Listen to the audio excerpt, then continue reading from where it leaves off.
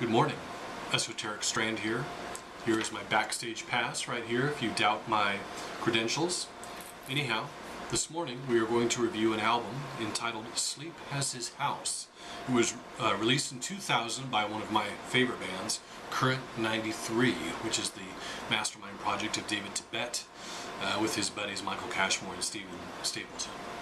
Anyhow, I usually like to mix in a lot of humor with my reviews, but this album is going to be kind of hard to do. Just a warning, so you might want to hit stop right now. Knowing that this album was created in the wake of David Tibet's father's passing, I think that we should give a lot of credit to his strength as a person and as an artist.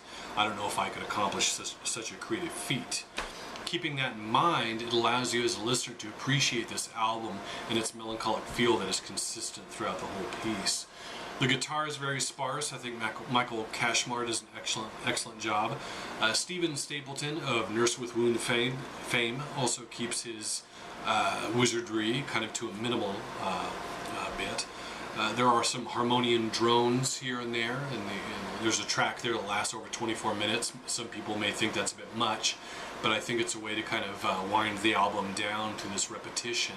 I think it's actually okay. Although I do have a live version of the same track that is kind of clipped on a live album called Halo, which I think works just as well, and it's a little bit more ear-friendly to the uninitiated.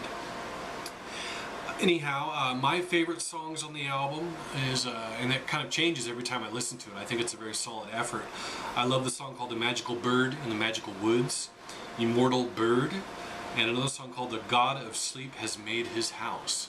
But if I listen to this album again, like I said, it'll probably rotate. I think the album is very strong in its entirety and can be listened to beginning to end. It's like this big Thanksgiving meal that you consume. It's a very enjoyable album altogether. Speaking of Magical Bird, you may think that this album may kind of drag you down to the depths, but actually I felt a lot of these songs to be very spiritually uplifting, especially Magical Bird and the Magical Woods. I felt that song was very powerful and spiritual and well done.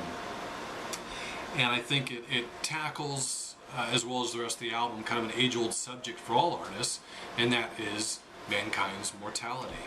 What it means to face death or to deal with the death of a loved one or a friend.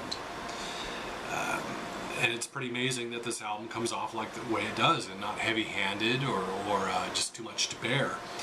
A lot of respect for David Tibet. I would never be able to do something like this, but of course I am a coward. I was literally born without a spine. A handsome coward, but a coward nonetheless. I give this album a 4.5 out of 5.